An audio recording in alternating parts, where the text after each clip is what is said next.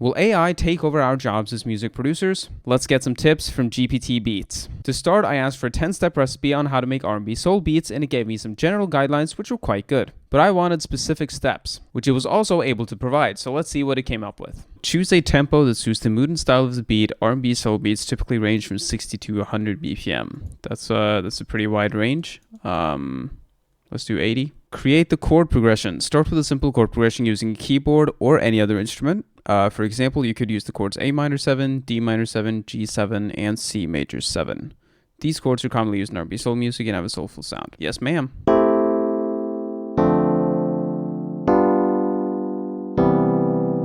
Choose the bass line. Create a bass line that complements the chord progression and adds depth to the beat. For example, you could use a bass line that follows the root notes of each chord, such as A, D, G, and C. You could also add some variations or riffs to the bass line to make it more interesting. Let's try it out.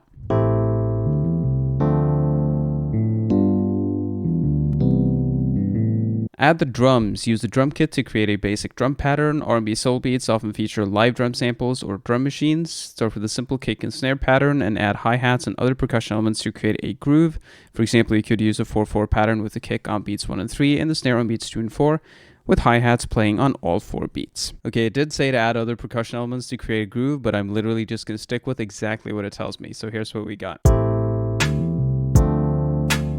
What a banger. Add percussion. Add shakers, tambourines, or any other percussion instruments to the beat to add texture and groove. For example, you could add a shaker or tambourine playing on the offbeat.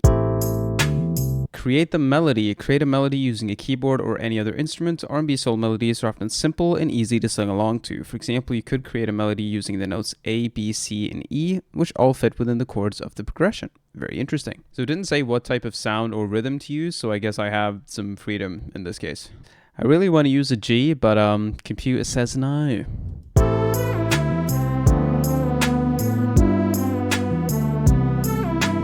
Add the harmony. Add harmony to the melody to make it more interesting and dynamic. Experiment with backing vocals, harmonies, and ad-libs. For example, you could add a harmony part that follows the melody but with different intervals. It's a bit vague. Not sure if I understood it correctly, but I put in a vocal harmony with some notes. Add the instrumentation. Add any other instruments that you think would sound good in the beat, such as strings, horns, or guitar. For example, you could add a string section playing a simple melody or chords that complement the main melody. Back to specifics. Love that.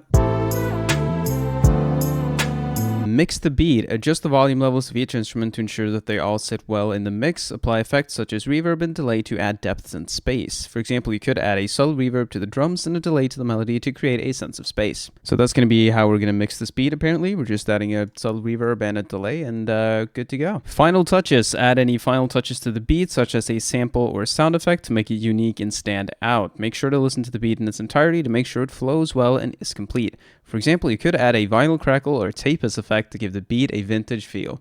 The AI knows that all we do is just add on a vinyl crackle and call it a lo-fi beat, and that's it.